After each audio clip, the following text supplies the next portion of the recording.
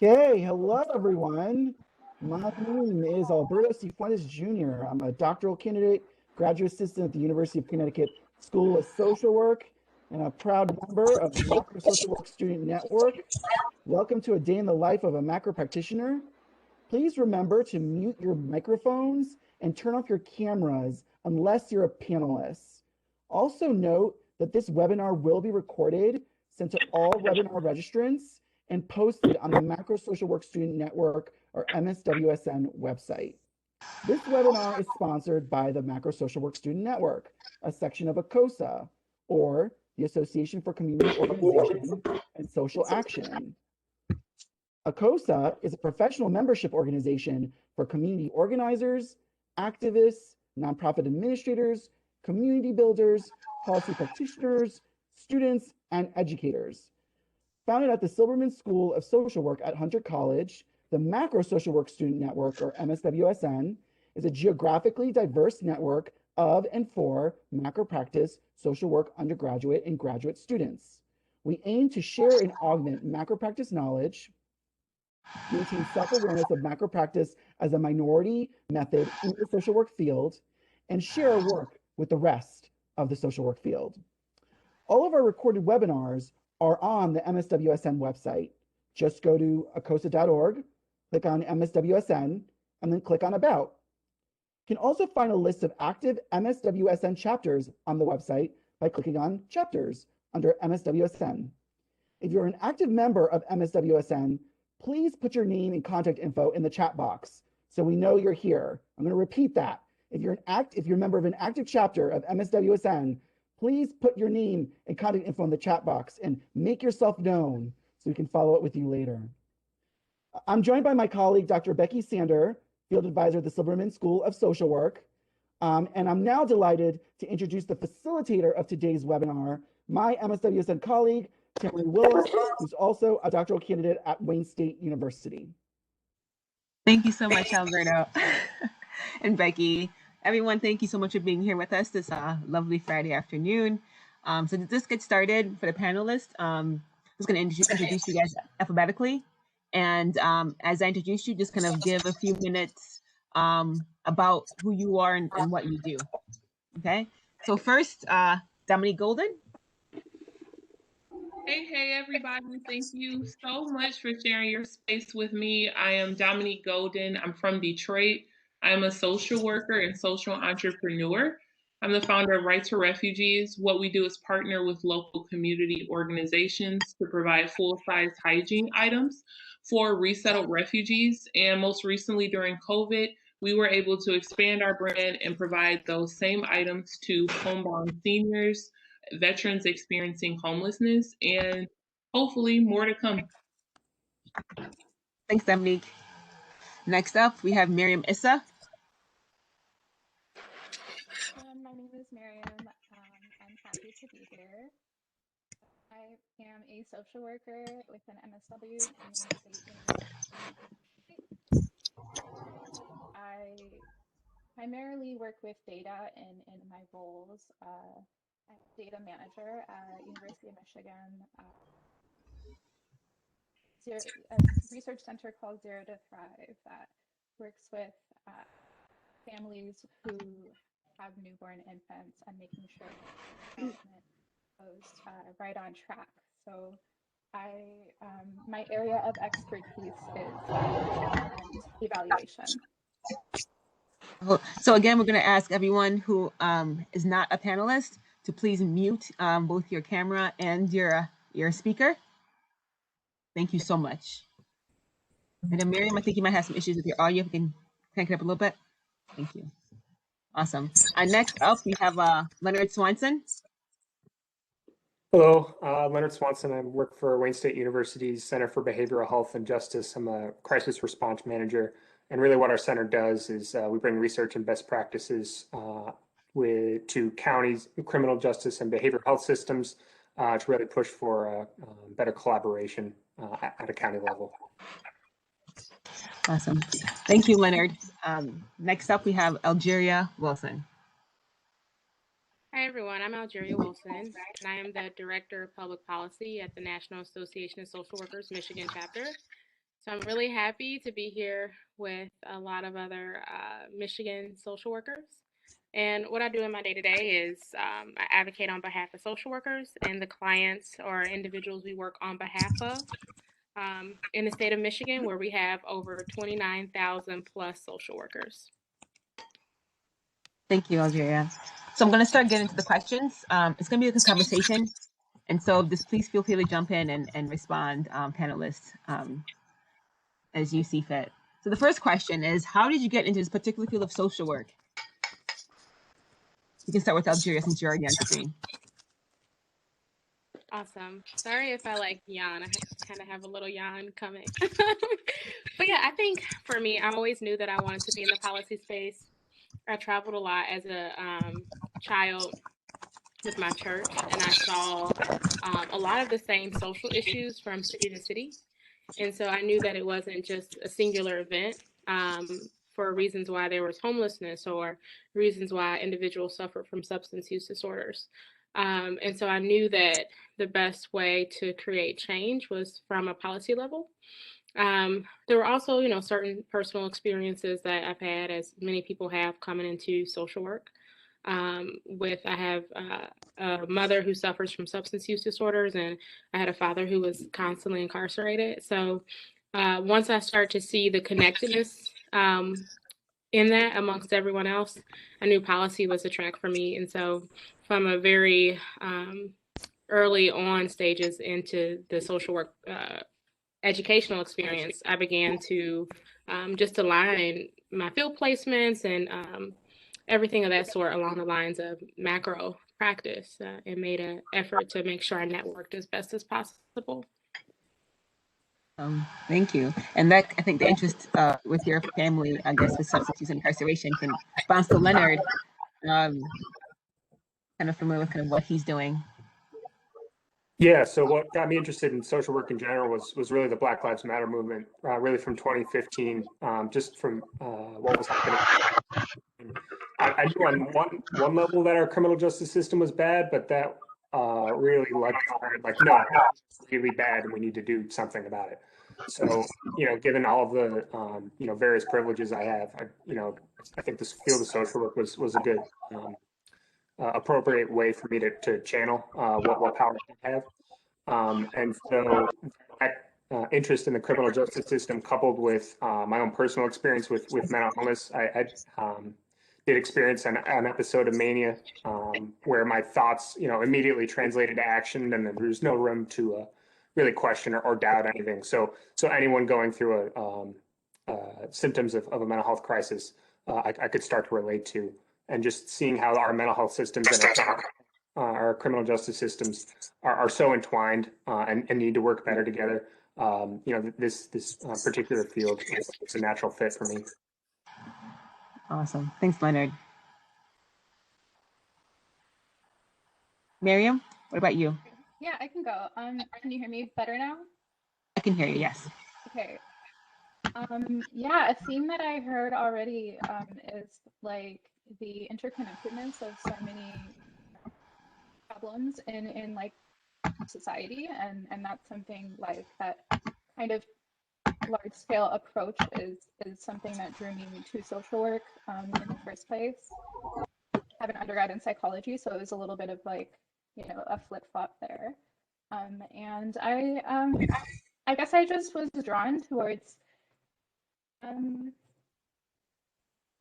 on, let me try to get closer to like the speaker or something. Is this better? Is it my audio or? It's a little better. I can switch my speakers. How about that? How about that? It's good. We can jump to Dominique while you figure out your thing. Awesome. Dominique, what about you? Sure. So for me, it was very happenstance. I ended up just taking a study abroad trip. My advisor had been trying to convince me for a few years, and I was just like, no, I don't really think I need to do that. And I looked at it like it just cost a bunch of money. Finally, she convinced me to do so. And you guys can hear me all right? Because I don't know if I'm hearing someone else. Okay. So yeah, she convinced me to do that. I ended up studying abroad in Italy.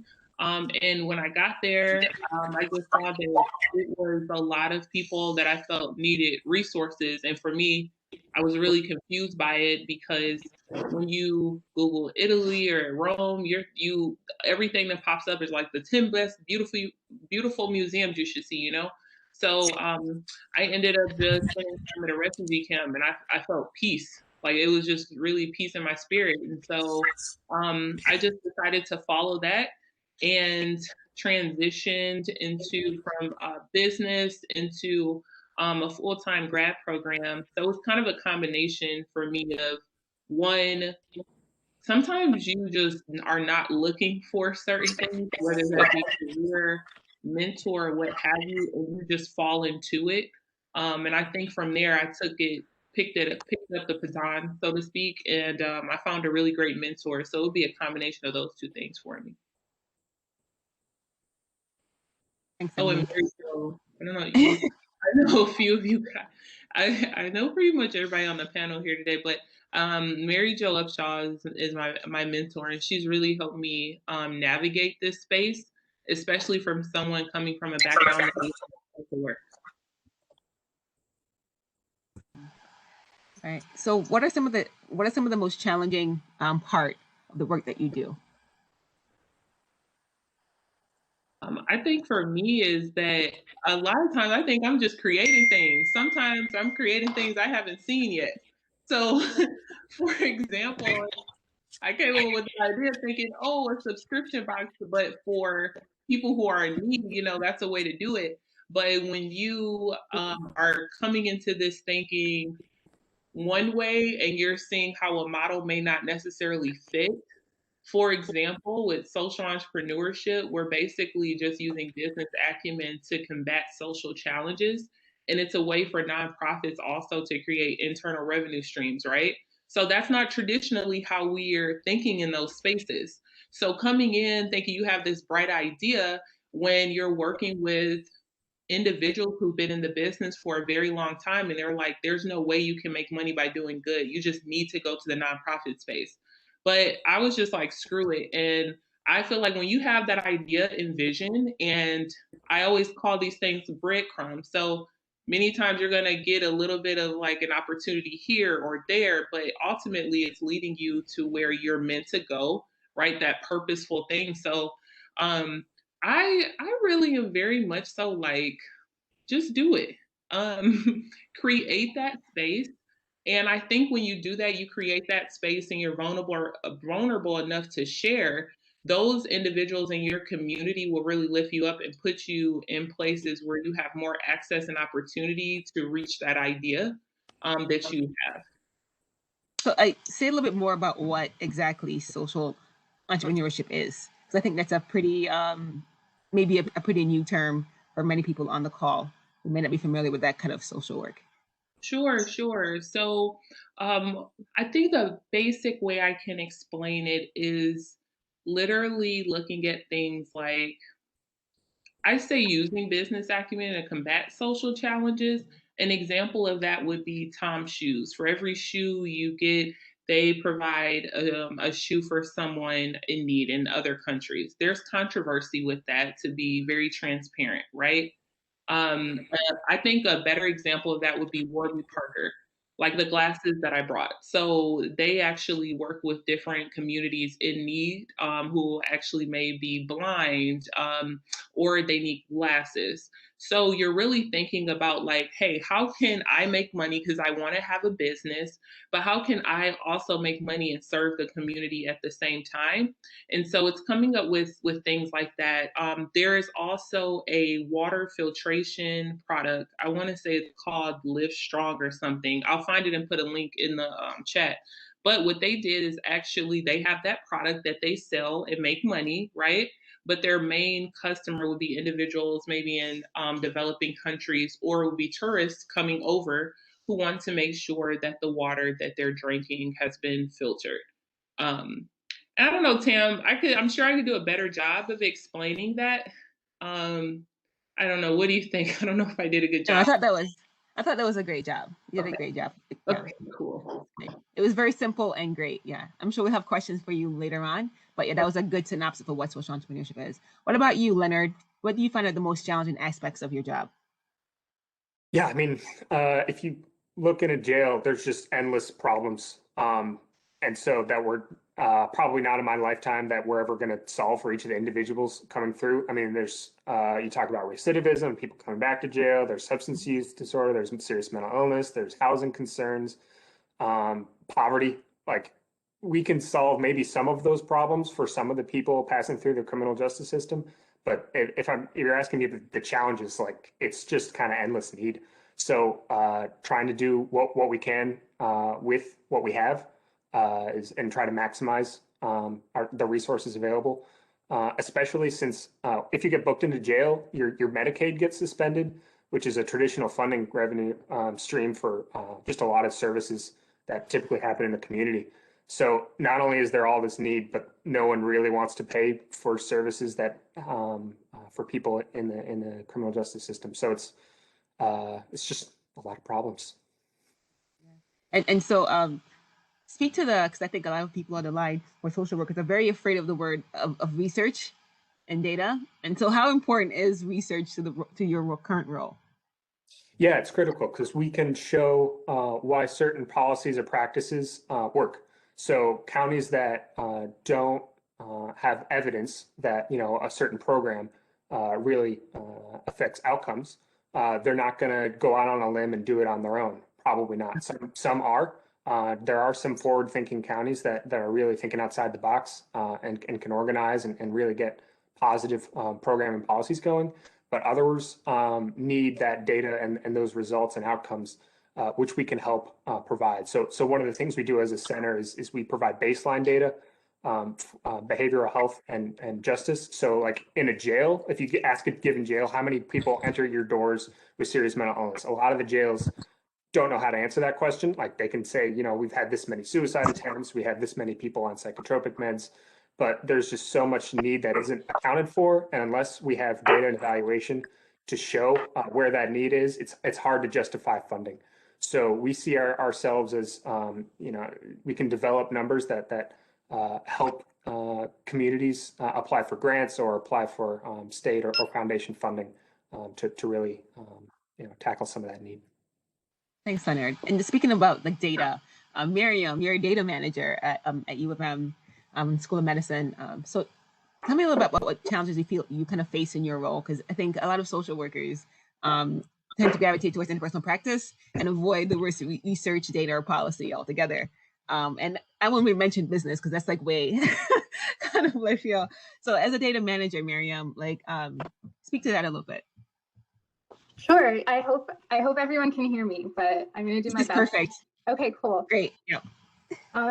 Well, the cool thing about data and evaluation is I think that it applies to like literally every field of social work and social impact. Everybody engages with data, whether you know it or not.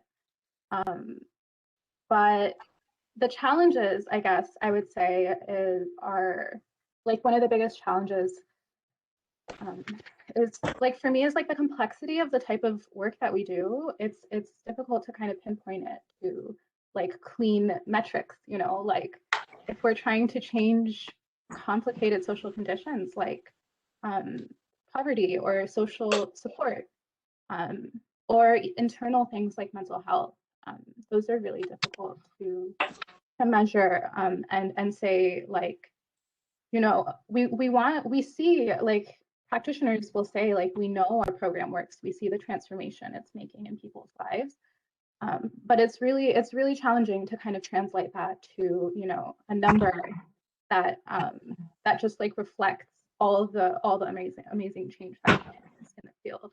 And so, yeah, I would say that's kind of a big challenge, but not to discourage anybody, because I think that data is really powerful and we can tell like some really powerful stories with it and show people that what we're doing actually does make an impact. If it's just like a piece of the story, that makes a difference.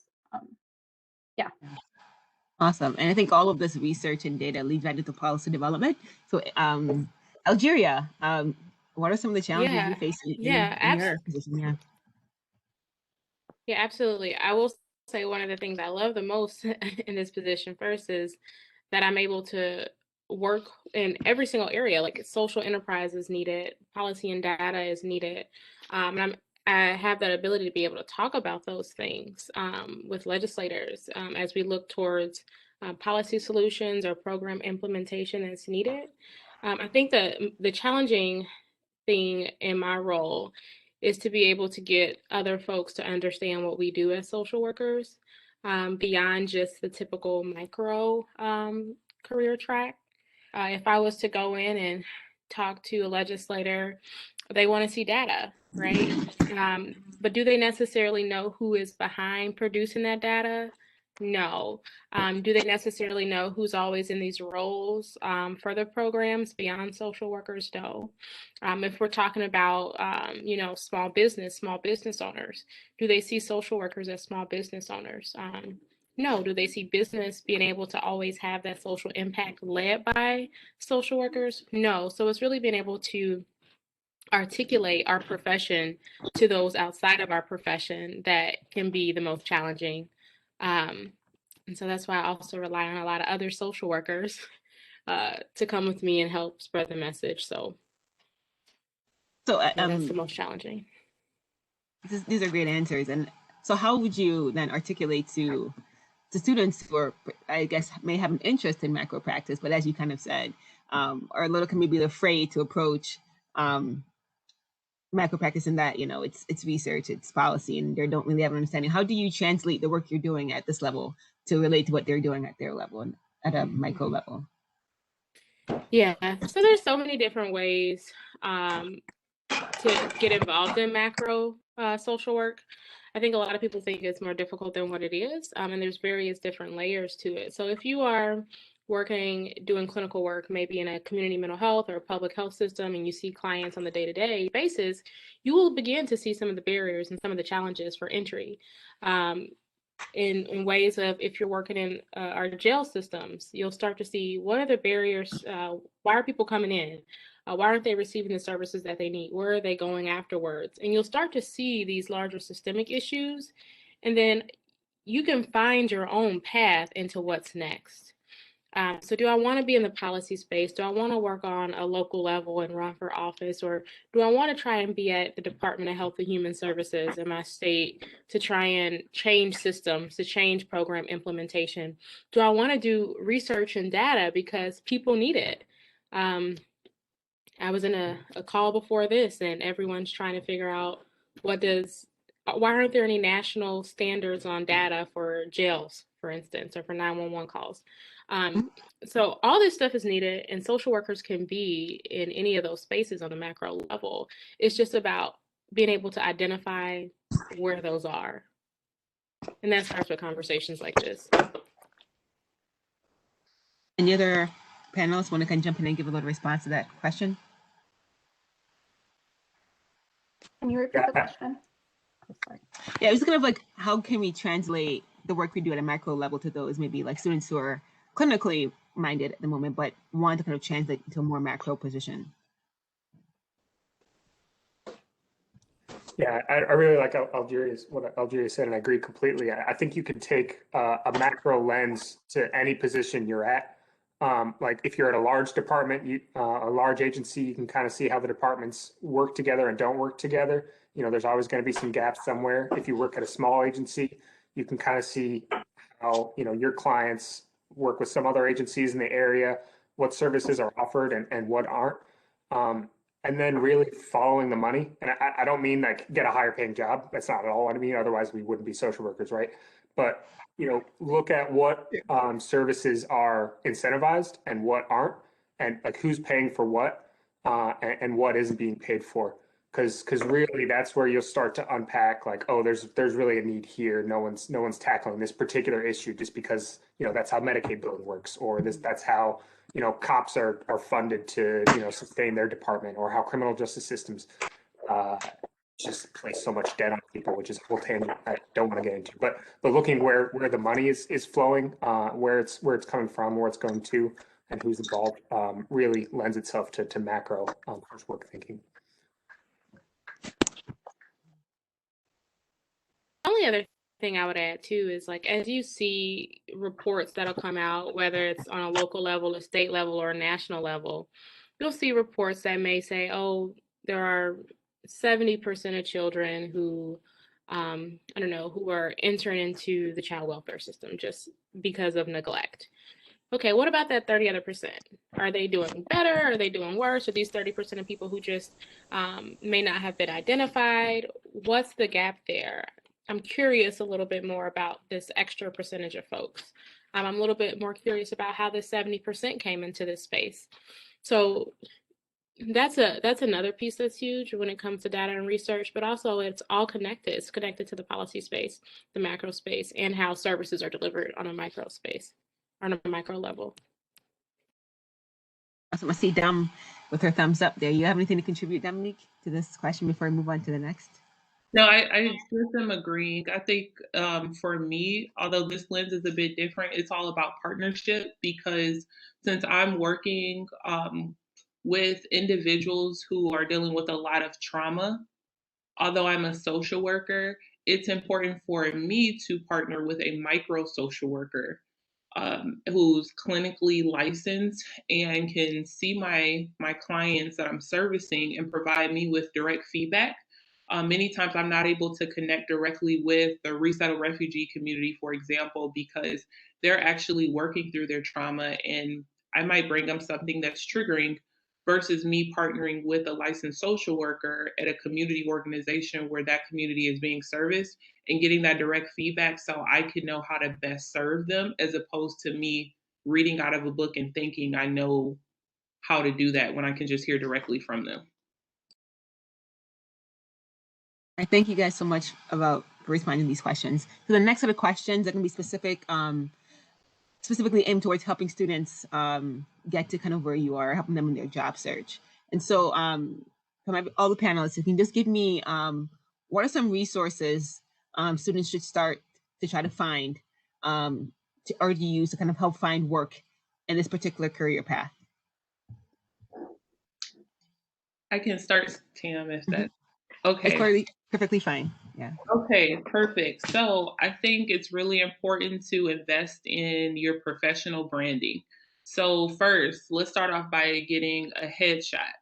And if you're like, hey, Dom, I don't have any money for a headshot. Okay, but you got a phone, right? And our cameras are amazing. So I want you to do your hair, get a haircut, whatever you need to do, like you're going out on a hot date. Don't dress like you're going out on a date, but you go ahead, you get just a nice top. You can even go to Walmart, 15, 20 bucks, get you a collared shirt, or ladies and gentlemen, if you have suits, have your friends take your photo outside. Your next step is going to be create a LinkedIn profile. LinkedIn has free basic profiles that you don't have to pay a premium price for, that you can put it's kind of like your online resume if you guys are familiar with it, okay? So from there, you're gonna highlight your volunteer work, highlight your passions, and you're gonna just put your jobs on there. You're gonna bullet point that. Any type of articles you've written or anything, you're gonna upload that to LinkedIn. From there, if you haven't already, I think it's always great to connect with your mentor, get feedback on your LinkedIn profile. Next, I want you to begin searching for the jobs that you think you're interested in. I did see someone in the chat, they actually asked about macro jobs and like, what does that process look like in terms of like even searching? I was there because I was like, gosh, macro jobs, it's not really, nothing's coming up here. So you want to search for things like community relations manager, development manager, and many corporations have corporate social responsibility departments. Those are the individuals that their sole job is to work, a huge part of their job is to work with community organizers, nonprofits, see what's going on out there. What they will do is coordinate events with community organizations like Rights for Refugees. I've had events where I go in, I educate them on the plight of social issues, we package boxes, I work with Wayne State students, we drop them off. So your organization can do something like that, or you can be on the other side of it, and you can be the person that's organizing these type of things and helping funding go into the places where you know it should be. Let's see, development officer is another one that has to do with really raising funds to impact those communities. As we continue to have the conversation, I'm just going to keep plopping names in. But after you go ahead, you search the job, you're going to find individuals who are managers of those particular departments you like to work in. And I would recommend reaching out to them. Say, hey, love to chat with you for a virtual coffee. And because you don't have a job at this time, you need to focus on the time you have. So just forming genuine relationships with individuals, I think, is a really great start during your job process, because you can even find a mentor along the way. So I think that's kind of a quick little 5 steps that I could share that may be helpful. But just be genuine in forming relationships with people. And that's a great skill social workers have, is And, forming relationships. and Miriam? Yeah, so I benefited greatly from keeping in contact with like all of the students in my cohort, because we're all kind of like, that's a mini network, you know, and we're applying in all like different places. And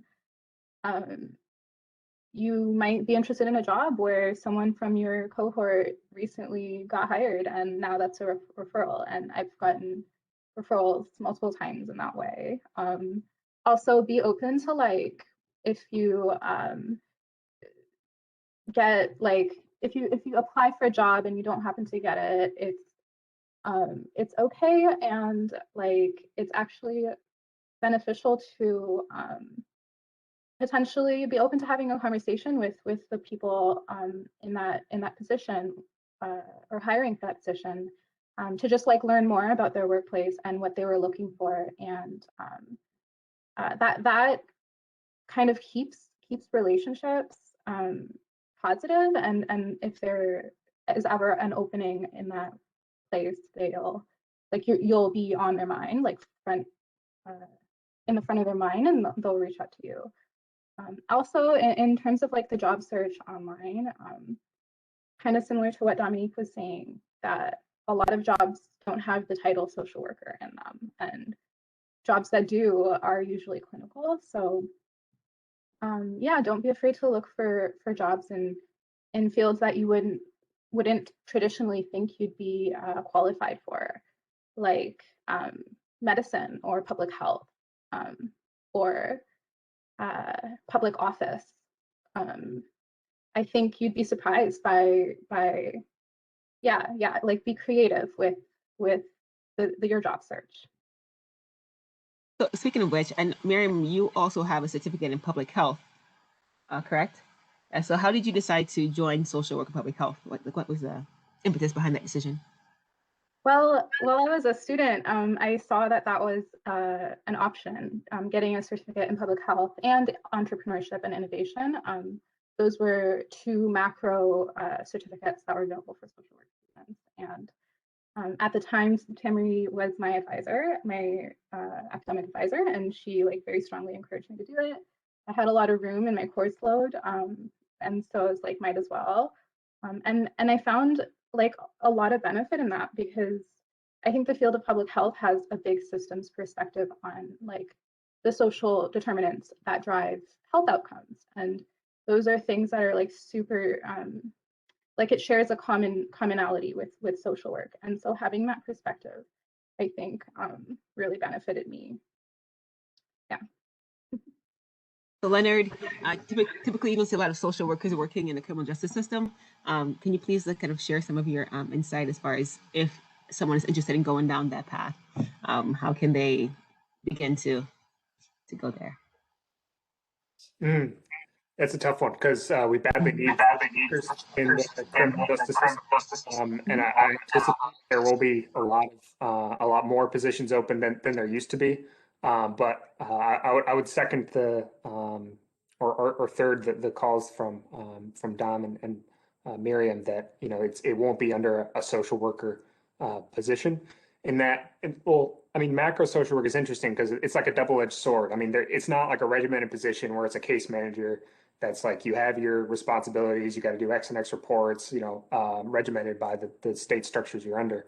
Whereas macro social workers are like, okay, how you have this position that's regimented here and this position is regimented here. How do we get them all to work together? And it's not like, because it's not this defined thing, that actually gives us a lot of freedom and creativity and flexibility to make the system work better.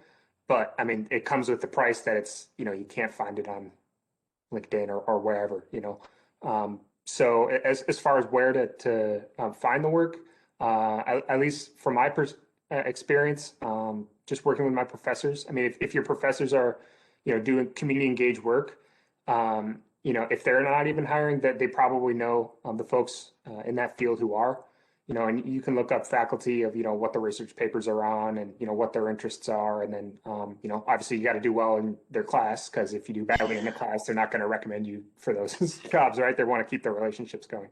So, do well in school and then try to, leverage those networks through your academic professors too. Thanks, Leonard. What about you, Algeria? How does Yeah, one become a sorry. policy director? Yeah, so I think, I guess a couple things. I'm a first generation college student, only person in my family to have a degree. So I was very adamant on being able to prepare myself as a professional.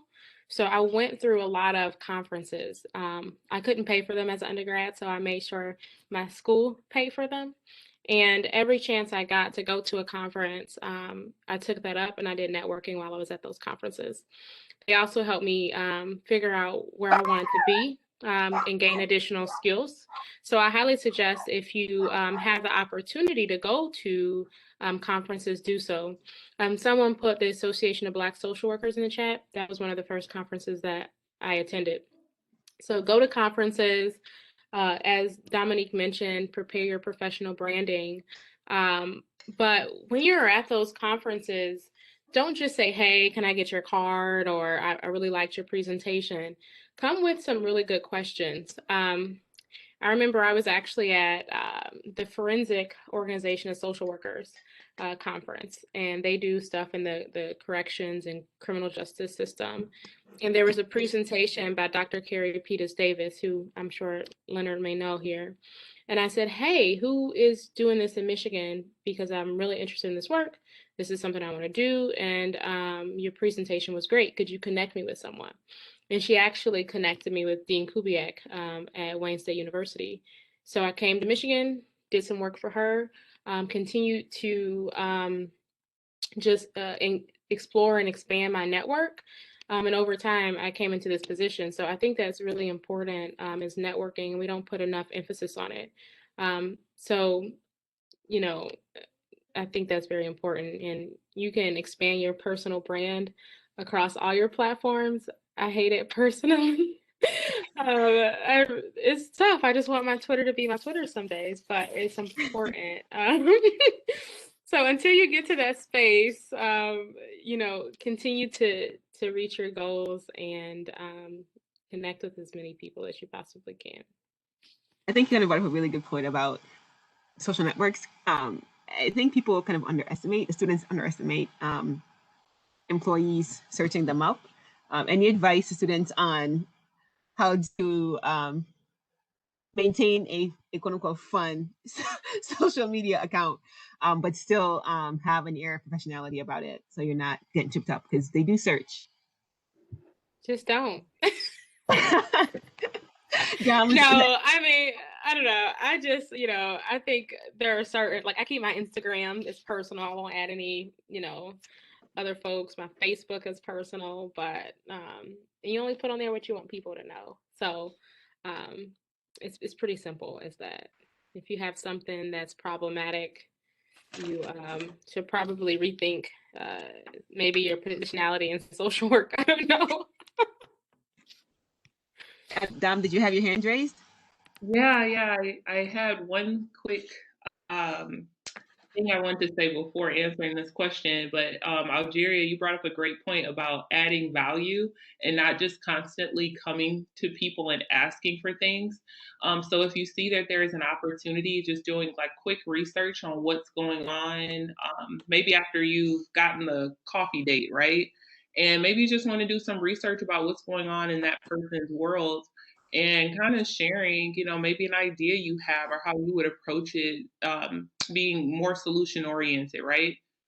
Because like you, these individuals are very busy as well, and they have a lot going on.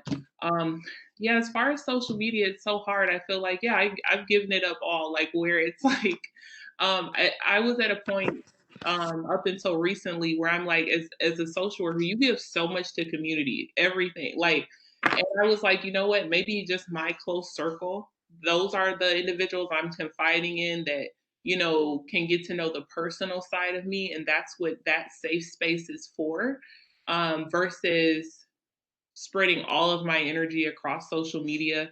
And maybe a practical way is to look at it like if you could break up your professional or brand in 3 parts, it kind of will help you navigate what you should and shouldn't post, right? So for me, I'm spiritual. I may be talking about something that's motivational or God driven. I'm going to share that. Social work, I'm going to try and share all things like that I come by as resources, and then social entrepreneur.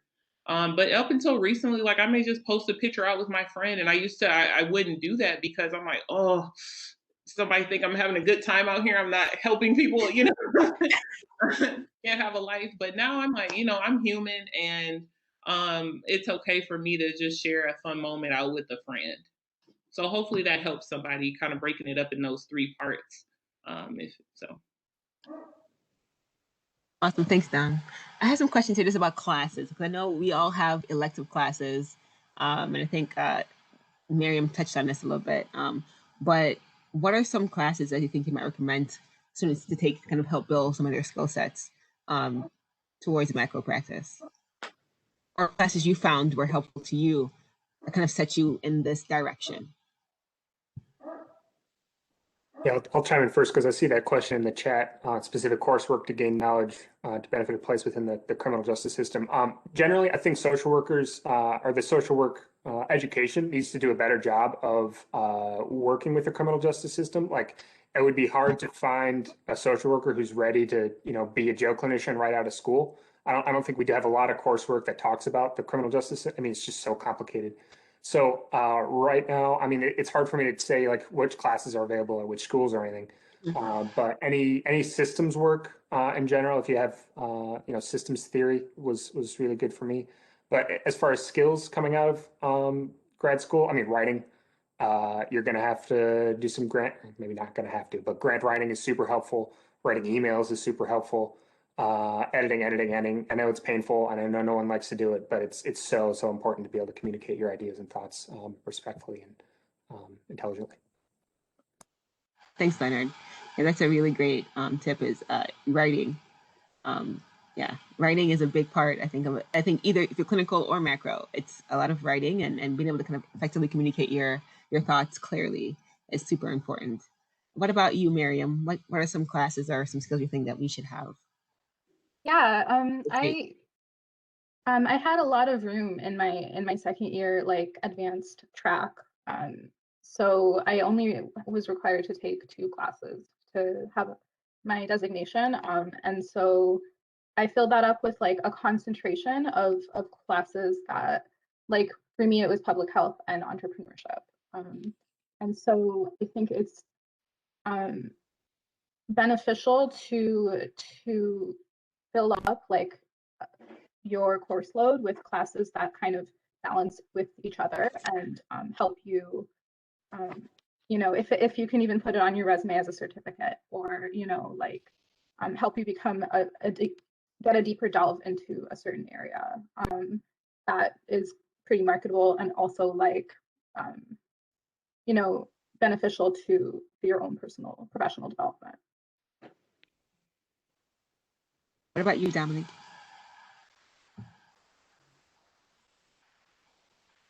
Hey, Pam, I'm sorry. I was answering a question I got in the chat box. I'm sorry about that. You mind repeating the question for me? No. Like, so what are some classes I think you've taken that really helped you kind of hone your skill sets? And also, what kind of skill set you think people should kind of have to, if they want to kind of set their course in your direction? Oh, awesome. Strategic Leadership Management was a certificate I got through Wayne State. Tamarie, actually, you spoke to me about that class. And it was really great because oftentimes we have the skill set to do the job right, but we do not have the skill set to properly lead a team. And you need a team to get far in whatever job that you want to do, and most importantly, it'll help you with your personal growth as well. So that really helped me, and it helped me also identify who I am within a team dynamic. I'm more relationship driven, so I want to make sure that everyone in the team is heard and they're understanding, and they feel that they're bringing value to the group. And I have a really close friend, Anita, who's phenomenal. She's more execution driven. So together, we would make a great team. But if we're trying to fulfill each other's roles, maybe not so much. So it's really great to understand and know that and respect it. Um, the second one would be the Innovation and Entrepreneurship Certificate because it allowed me to work in a business setting, really hear how business students think and approach social issues. And then it also helped me to be able to kind of share the importance from a social worker lens, why we need to work together more and why they should care. So those were great. And please don't underestimate the value of still magazines that you can subscribe to as resources. Like Stanford Social Innovation Review is phenomenal. And they have quarterly subscriptions. I put a link in there earlier. But that's been a really great resource for me because it always gives you book recommendations at the end of each magazine. Like social what is it? Collective Impact is a really great book, and it just gives founders of nonprofits different tool sets and approaches that they can use to help grow their nonprofit and also developing funding streams. So those would be three key things I think has been really helpful for me in grad school. What about you, Algeria? Yeah, so I actually have a BSW. So a lot of my main courses were in social work, and then I have a minor in political science, which I loved. And so I took a lot of just poli-sci courses, Africana Studies courses, WIGS courses, which is Women's Gender and Sexuality Studies courses. And then, so I took like Black feminism, Black politics, alliances and allies, which was the international relations course, which I loved. And then I also got a lot of leadership skills just from extracurricular activities. So being involved in my women's center and in leadership groups at the undergrad level and grad school level. And so that really opened me up for just additional knowledge that, quite frankly, the social work profession didn't allow. So I just highly suggest if you have that flexibility to try and add that in. As many mentioned here, sometimes you don't have that flexibility, so you might have to look to other resources like journals, scholarly journals, research, things of that sort. So you just try to utilize everything in your toolbox, conferences, books, networking groups, or extracurricular activities. And I think you'll get to where you need to be. In grad school, I didn't take many additional courses, so just really much stayed along that macro track because when you get to grad school, it's a little bit more expensive. So at least for me, it was. So I tried to get as much of that as I could at the undergrad level. Awesome. Yeah, and I think a question I think a lot of students really have is so they're graduating, and I think perhaps their only experience may just be their internship, right? So how if you were in that space, how did you translate the work you did in your internship or volunteer work you've done in the community as skills on your resume or doing interviews? If I could go, because I was speaking last, I would say be very intentional about where your internship is in the beginning. So a lot of times schools will say, here are 3 different places we think might be a good fit for you based on what you identified. If those 3 aren't a good fit for you, don't go with those 3. You're paying for it. I was very adamant at undergrad and in grad school about picking where I wanted to be. so I could gain the skills that I need to gain, that I want to gain, so I can translate that in an interview. And I realize some people are past that stage, but you know your skill set better than anyone else. You know what you have to offer, you know what you have to bring to the table, or what you can bring to the table. So certainly just try and articulate that a little bit better. One thing that I did find really helpful was the Strengths Finder activity that helped me identify my strengths as well. And it was spot on. So Oh, being able to, sorry, go ahead. is that like a somewhere online or something we can kind of Yeah, share? I can put that in the chat. It's an assessment. There's a book. You'll take an assessment, and then there's a book that'll identify you with your skill sets, which will help you figure out where actually you need to be, um, or where your skills could be best utilized in a career space, or just even in your day-to-day lives. And so I highly suggest taking a look at that as well. Thanks, Algeria. Dominique, your hands is that your hands raised? Yep, that's my hand raised. A little, I guess, trick I could say is once you've gotten the interview, to Algeria's point, you do want to be intentional about it because you don't want to fake anything and then you end up in a situation and you're miserable. So after, yeah, you've done the research and it works for you, you get the interview, right? I think a nice little, I guess, trick I could say that helps you stand out is leaving behind maybe a 2-pager. And what you can do is highlight your skill sets based on it could be whatever the position is about, right? Let's just say community work, for example. And you can kind of share your background.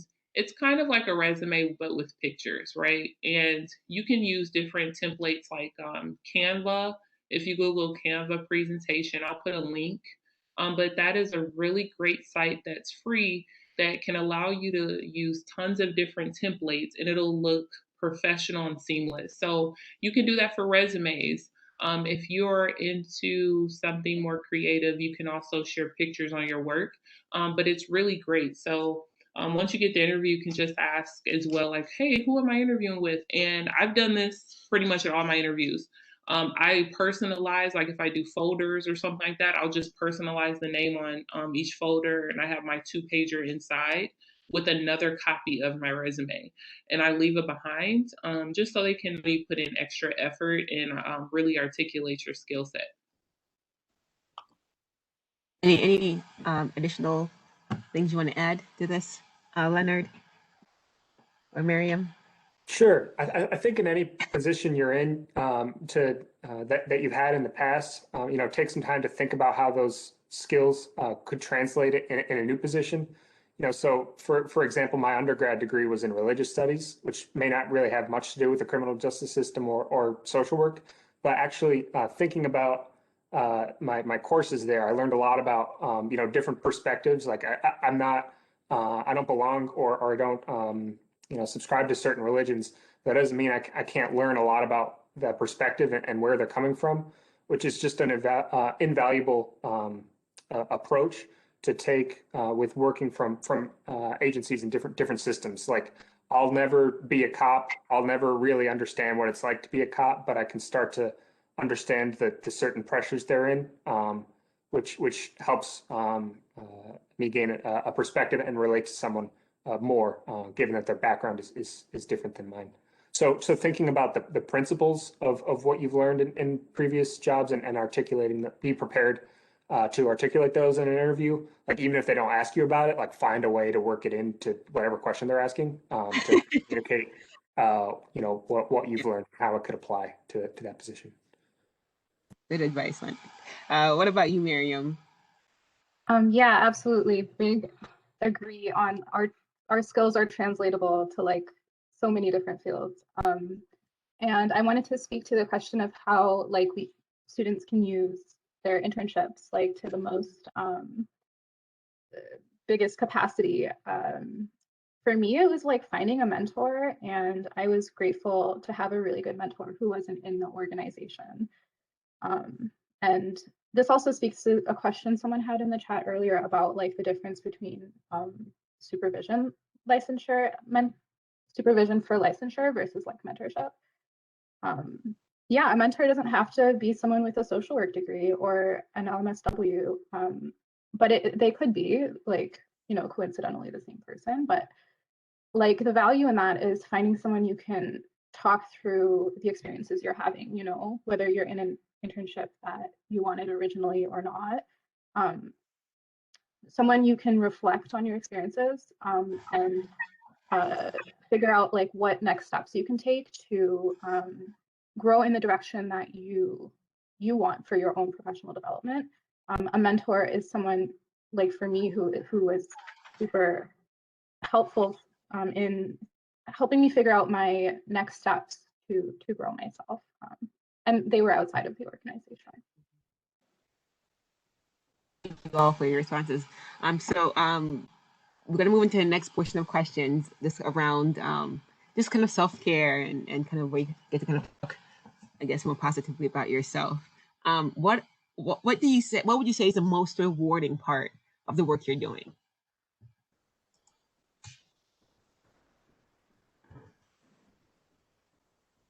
I guess I can start. Policy is a marathon. It's not a sprint. And so one of the things I love the most about being able to do this work is that I know I may never see the ramifications of it or the seeds of the work, but I know that I'm planting these seeds and that they'll come to fruition later on in life.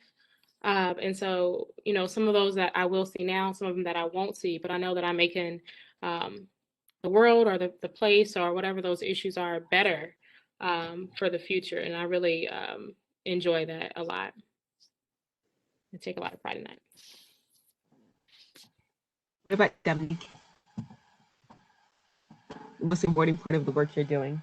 Yeah, you know, I think for me, it's just I'm just able to lend a helping hand. I just feel like I'm doing my part. I think a lot of people help me along the way, so I just look at it like, hey, I know this is not going to be the ultimate solution to what you're experiencing right now, but it's just a step along the way to get you there. So I just think I feel good about that. I'm just able to do my part. I don't I all of us have different plates, right? But I think for me that's just the most rewarding part. I'm just somebody just trying to just help. Leonard, what's the most rewarding part of your work? Yeah, I echo Algeria's statement that it's, you know, policy and sometimes program work is a marathon, not a sprint. But sometimes you're able to see the fruits of that labor. So probably the most rewarding part of my career so far is we were able to get a program we call proactive response to overdose and appropriate connections to treatment, where we got EMS agencies to start sending patient names to social workers to follow up and offer resources to folks who wouldn't have ordinarily engaged. And so we got some data that shows, that they're willing to engage after an overdose. And just knowing that program, couldn't have happened without our work, it's feels great. So Leonard's kind of glossing over his that achievement. So say a little bit more about like how many systems you're working with that kind of have that come together, because it's not only jails, it's CMHs. So go ahead and tell a little more about that. Yeah. So when an overdose happens, sometimes folks call 911 and law enforcement come out. Sometimes fire come out. Sometimes usually EMS comes out and they reverse the overdose with Narcan or naloxone. And then, sometimes, or most of the time, they're then transferred to the hospital, and then that might be it. So we struggle to engage folks in care after that initial overdose incident. So what we did is we looked into the legal territory. All right, who can share? Who knows how many overdoses happen in a community, and how can they share that information with people that can follow up and offer support? So EMS agencies tend to have that data of who overdoses by name. But there's a lot of social workers in the room that they're probably thinking of HIPAA and 42 CFR, Part 2, all these data sharing laws, right? But we were able to get a legal agreement from the EMS lawyer saying, yes, you can send patient names without actually having to collect consent on the scene. So having that referral system in place to the community mental health agency or harm reduction agency who can, offer maybe it's treatment resources, maybe it's a Narcan kit, maybe it's syringe service access by, being proactive and showing up at the door, not with a cop with them. We're not saying like, hey, we're going to arrest you or hey, you have these warrants. We're saying, hey, how else can we help beyond this 911 call? So we were able to connect those system partners with EMS and the treatment organizations who weren't previously talking to each other. We were able to facilitate that referral path to ensure some better continuity of care. That's what I think social workers are really great at is working within and connecting systems together. Whether you're micro or macro, I think we're really great at connecting systems and getting people to talk to each other. Thank you so much, Leonard. So what about you, Algeria? I think, did you go already, Algeria? Sorry, what was the question? The most rewarding part of your work. Oh, yes, I did go. I talked about how it was not a sprint, but a marathon. It's Miriam. The most rewarding part of your work, Miriam. Thank you, Algeria. For me, it's like translating the complex programs that we work with into a document that is accessible for people who maybe someone who isn't in the field, doesn't know much about it, can pick up this document and like understand what we're doing and the impact that we're making. That's like a really validating thing in my experience. So what's one piece of practical advice you can give to any student right now interested in going in macro practice? Just do it. No, I see there's a question too in the chat I want to answer because she's been asking it for a while. But honestly, if the macro space is calling you, or if you're seeing all these systemic issues and it's making you so frustrated, to try and find a way to create change or work with communities to create change. We as social workers, we are in the best position to be able to listen to others. We don't have to be the mic for someone else, but we can just listen and be able to respond in the way that we know is best. Based on what folks are telling us they need. And so for me, the best way to do that is macro. And if that's some space that is for you, know there are so many mentors out there who are eager and willing to pull you on into the macro side. So find them and you'll go far. Oh, sorry. Thanks, And I'll come back. There was one question about the micro work, but I'll come back to it. Yeah, we'll have a space for Q&A in a few minutes. Awesome. Thanks, Algeria. What about you, Dom? Yeah, these questions are coming rapid fire. I'm trying to keep up. I don't want them to go away before, we get out of here. Abby, I just answered your question. Yeah, so practical advice I could give about getting into this macro space. I would say just research. Just spend some time researching online to see what makes sense to you. And if you could think of if there's individuals, maybe careers that think about what inspired you to get into this field, right? And if you start from there and kind of back your way into it, you'll be able to find a mentor, and you don't have to know your mentor. I literally, I've attended different virtual conferences online, or just read and studied someone's work, and they don't know they're my mentor, but that's a mentor to me where I'm learning through them. So don't think that if you don't have someone that you can meet with in person that you're not able to learn. So that would be my advice there. Just researching, and you can figure it out. Pretty much, it'll help you figure it out. What about you, Miriam?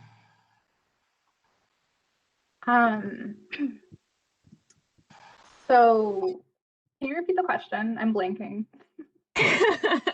What is one piece of practical advice you can give someone interested in macro practice? Yes.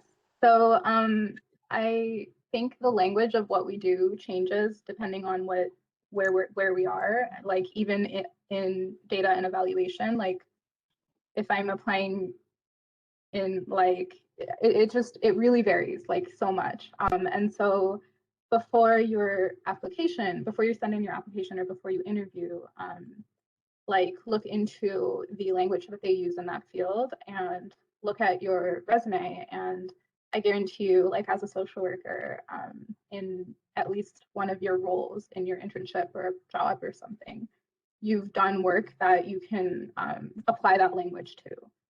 And so, yeah, just, well, it kind of comes back to that, like our skills are transferable. So you gotta use that language that they use in the specific field you're looking at. Thanks, Miriam. And Leonard. Yeah, I don't know if this is really practical or not, but really take a macro lens to what your position is now. See whether that's at an internship, whether it's even at your university, or what other volunteer work. See what start thinking about your role there and in place in the larger system, and how it's helping, and how that role structure may not actually be meeting everyone's needs. So it's that type of thinking that takes practice. So that the more you do it, the more you can kind of find a role for a macro social worker in other given situations. Awesome, thank you. And this is the last question before we go to Q&A. Excuse me. So, self-care. What do you do for self-care? How do you balance your work and life? Algier is smiling. She's like, what self-care? No, actually, I do self-care. Okay, spill.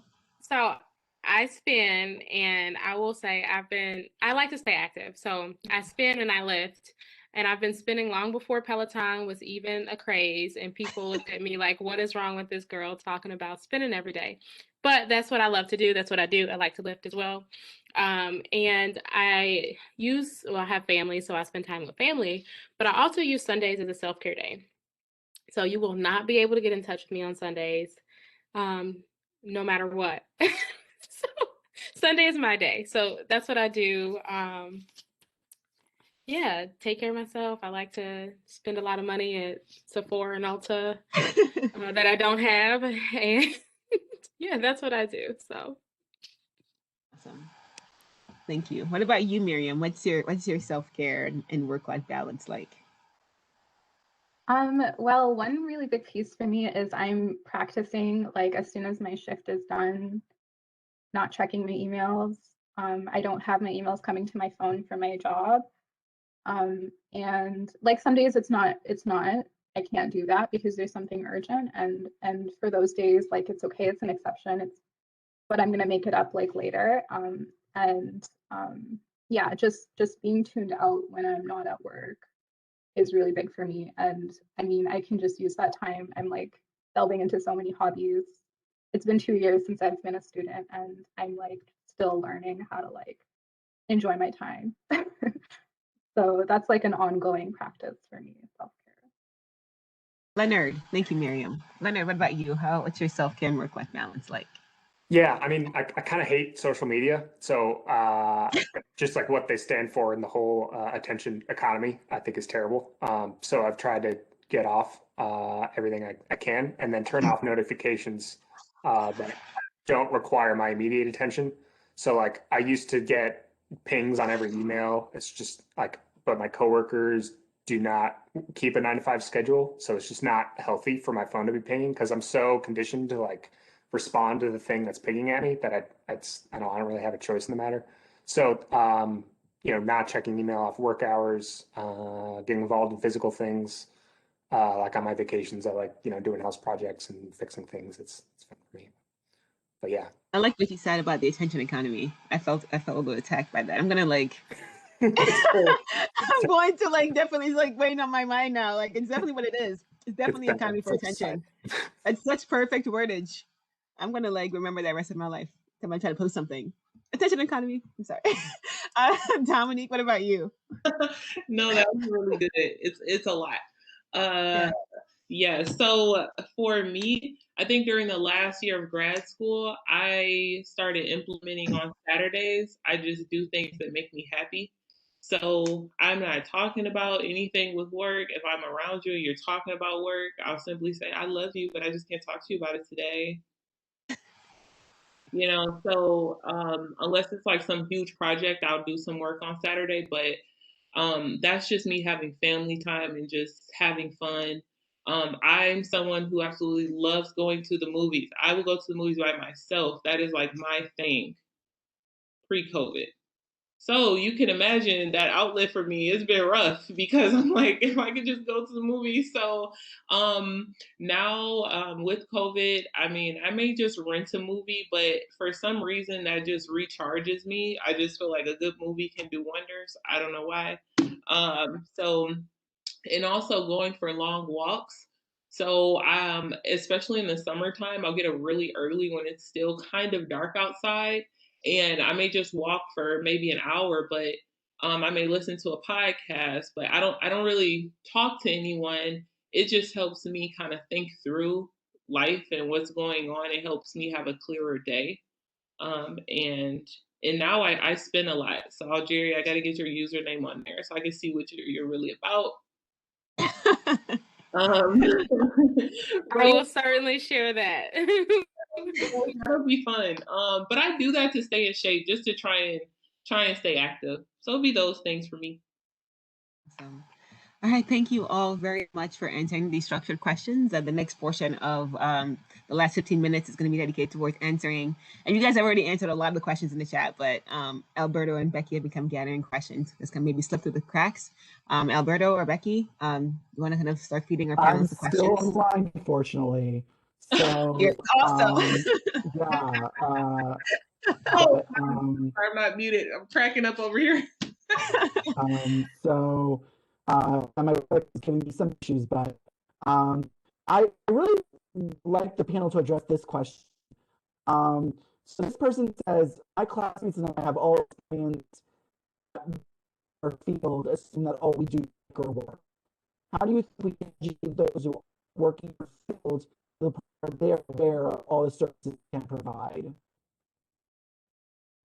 Yeah, that was one of the questions I wanted to answer. I think I mentioned before that one of the largest challenges, especially in my role, is articulating all the vast spaces that social workers can be in beyond just micro work. And so it's just that continued education that needs to happen and providing people with examples. If you are in the community and you see there's, a nonprofit organization that's working towards who knows what, you make that notice to say, hey, there's social workers here, there's social workers who are developing this program. If it's, social workers in corrections, you say, hey, there are social workers there. Do you know that there are social workers who are working in hospitals? Do you know that there are social workers who are running for office who are responsible for channeling the funding down to the program that so-and-so is working at? Like, there's someone up there looking at this budget, advocating on behalf of the needs of this community or on behalf of the needs of this organization so that we can have more social workers here alongside with you, especially if it's a interdisciplinary organization. So it's just to have those constant conversations with people. It's always going to be a challenge because I almost tweeted the other day, everyone wants to be a social worker, but no one wants to be a social worker. But I thought somebody might not understand what I was saying.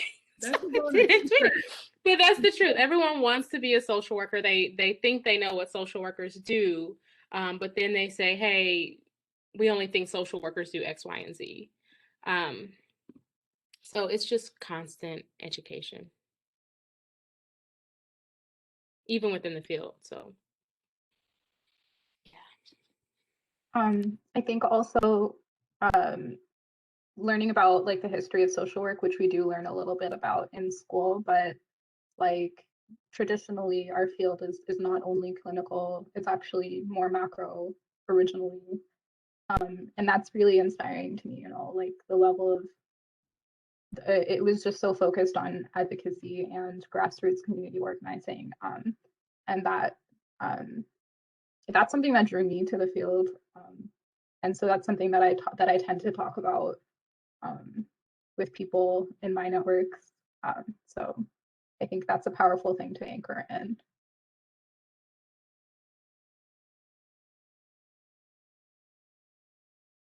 Here's a question. I don't know if it was addressed. How do you express your skill set in interviews? If you're going up for like a macro job, how do you impress them in interviews and express your skill set? What have you done?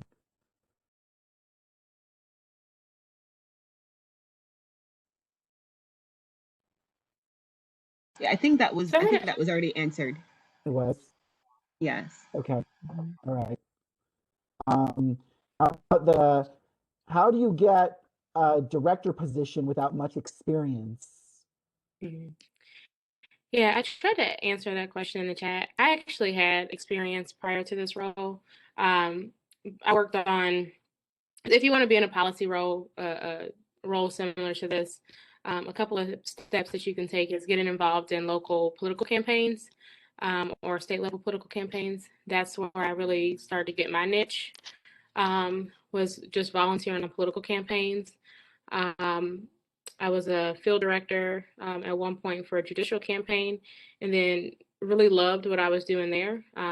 The judge was very invested in alternative sentencing, and so I got an internship at a public defender's office that was focused on alternative sentencing. And so I used that volunteer experience to get the internship that was connected and that I wanted. And then I saw the systemic barriers in that role, and reached out around research positions and other internships that were aligned and other fields of work that were aligned. So just be intentional if there's a specific space that you want to go into, and I think that will be helpful in your progression towards that point. Some people network and they fall into these positions. For me, it was definitely work that helped me get to this spot. I interned at a state representative's office. So I was able to just translate those skills into why I needed this role. I think I want to chip in here, and I think the question was, how do you get a director position without a lot of experience? I think you should ask yourself, why do you want to become a director? I think that's the most important question. Because I think if you just want to become a director to become a director, that is a problem within itself. And so I'm sure she landed where she did, and anyone landed where they did, because they really love the work they're doing and passionate about it and really work themselves up to that point. And so there are really no shortcuts. And even if you network your way there, there's still work to be done. So I think focus more on the work and your values and what needs to be done in that role, and not so much on the title itself. Yes, the title will come. Yeah.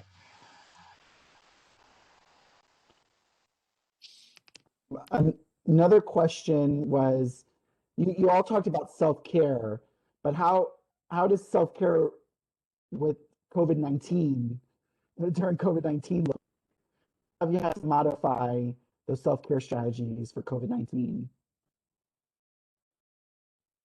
Something simple is like I have this little space that I do my work in, and I don't really use this space when I'm not working. And I think that's like, not everybody has that privilege. So, and there's other ways though, like physical space is a really key factor here, because otherwise I would be going to an office, and when I leave, I'm not working anymore. But other ways you can create that boundary is just like leaving the house, going outside, like as soon as your shift is over or you're done doing your work, and like forcing like a different physical space around you and getting into that different mindset. I think that's, we underestimate how powerful that is, like going outside.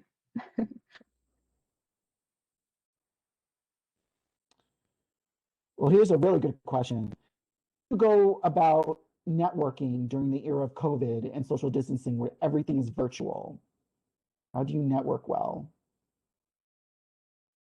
I think networking in a virtual space has made networking so much easier. If you're on this call today and you have access to the chat box and there's somebody you want to connect with, you can share your email. If you get a list of who's on the call, you can reach out to those folks, say, hey, I noticed you were here. Can we have a Zoom session? I want to know more. Whereas when you're in person, you have to kind of like go up and talk, right, to each individual, which can be more intimidating. But I think in this virtual space, you get to meet so many more people from all over. It's a great opportunity and time to network.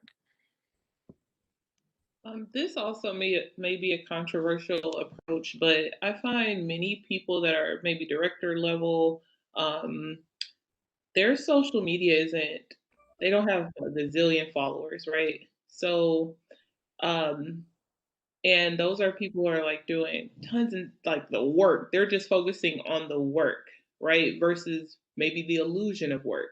So I think as long as you approach it in a respectful way, maybe reaching out to them in a DM, maybe you may find that being more successful than LinkedIn. I've never had a bad experience by doing that. Um, so maybe that's something that you could try as well. I also reach out to people via email, and I may just say, hey, I'd love to have a virtual coffee with you. Hey, this morning coffee is on me. And I send like $5 gift cards just for coffee, just to say thank you for your time. And I really want to chat with you. So those are just alternative ways, because I always look at it like you're sharing your time with me. And for me, that could be really invaluable. So also, I wanted to share two quick points that I saw kind of in the chat from questions I received. One, impact looks different for everyone. Some people like being on the front lines, giving time. Other people like to donate monetarily. Yeah, I'm trying to. Sorry, guys, you know what I'm saying. I don't know why I'm screwing that up today. It's Friday. So, but I just want you to know that it looks different for everyone. So don't feel bad for choosing something that works for you. You're impacting, right? So just wanted to say that also for those of you who reached out about like nonprofit work and working in corporate partnerships, know that having the research, like the researchers are so important. Everybody on this call, I think I'm the one I work with them to get research, right, and better understand my role. So please don't take that that's invaluable. It really is. And working with corporations, having those numbers to say that you are the expert with working with that community, and it really helps them with the ROI, the return of the investment with working for you or with you. Okay.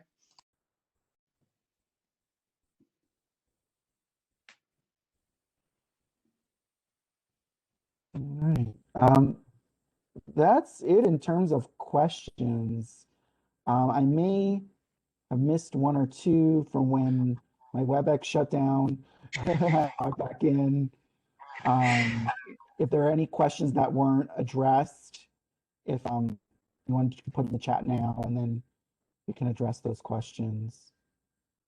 I think the panelists have also been they've been really checking the chat and responding as they come as well. So thank you all for doing that. We have like 4 minutes left. Any final thoughts before we wrap up from a panelist? Just want to say thanks for everybody being such an engaging audience. It's a lot of great comments and questions. Yes, also thank you all for coming. I feel that you registered for a reason, because you wanted to know more about macro social work, and hopefully we answered all your questions, and I'm always open to talk more to anyone who has additional questions. Yeah, I think, thank you. I definitely echo the same sentiments as my fellow panelists here. I don't know. I just never underestimate time.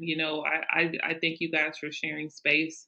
I also want to share that if you guys just focus on the work, access and opportunity will always find you. Job titles are sexy, but stress is not. So you don't want to get yourself in a position where you think it's something that you want and it's not. Okay. So I think that's pretty much it. I think Amanda, you just messaged me. I can't see your last name to send you the info. So I don't know which one to pick. If you could message me again, that'd be great. Thank you. And we'll make sure to have, and if the panelists are agreeable, to have their contact information, their email, their work emails, in the link we send out. Is that okay with everyone, the panelists? Okay, so yeah, so we'll have all the panelists' work emails in the link we'll send out with the recording. Any final words for us, Leonard? No, thanks for having us. And I'll just articulate that treat whatever situation you have right now as if it's your dream job. Because develop those work habits as if it were the most important job that you'll ever get, because those are going to pay off.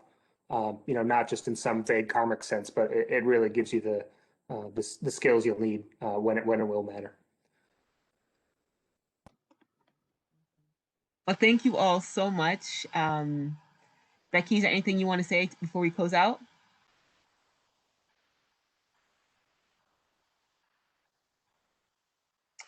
I guess not. Oh, you're muted. Awesome. Thank you so much for the time and information, and just stay tuned, everybody listening. This is the kind of networking that we want to support into the future. So enjoy the weekend. TGIF, well done. Have a good weekend, everyone. Thank you so much for your time. Bye.